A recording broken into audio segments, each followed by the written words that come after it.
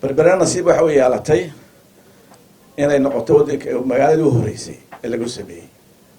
In fact baahida ay berber u baahan tahay energy jaban waxaa ku nuxnuxsaday meeyarka magaalada. waxa weeye ilaahay wuxuu markhaati iga dhigay markii mashruucan la sameynayay waan joogay wasiirka waxaa isna ka seexan filaya wasiir Sacad Cali Shire waxay la socotay arrintani heshiiska inuu ku maqaanaysa la socotay airportka runway-ga maqaanaysa saldhiga ay la socotay. heshiiskaas wuxuu qorayay in tamar weyn oo inta ka ballaaran in berber laga sameeyo maadaama berber ay koriso oo DB war sameynayso project dekadii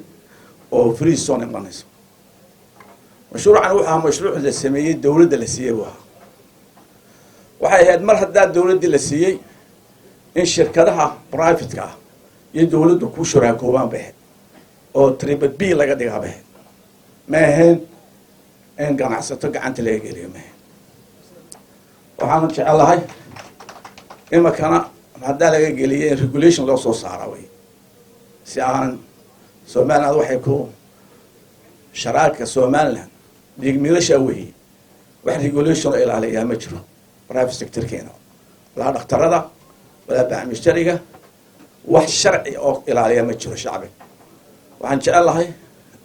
in qasdiga loo sameeyay in mashruucani oo ha inay berber noqoto meel aan laga xagaa bixin in noqoto meel soo xagaa baxo oo warshado badan laga sameeyo in la fuliyo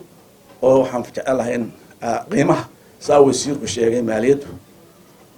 wasiirka maaliyadda waxaan jecelahay dawladdu ku jirahay in talo bixi maayo oo sharci soo saara waysto waana soo saara waxa loo baahan yahay maaha waxa la idinka baahan yahay dad dawladtiin inay regulation soo sameeyaan qiimo u sameeyaan energy-ga ay berbera iyo waddanka oo dhanba yaa waana mahadsantiin asxaabta reer Abu Dhabi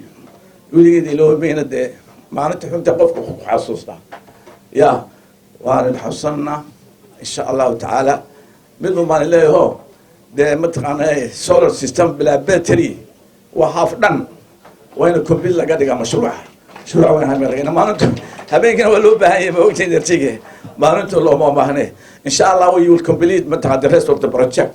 as soon as possible. Thank you very much.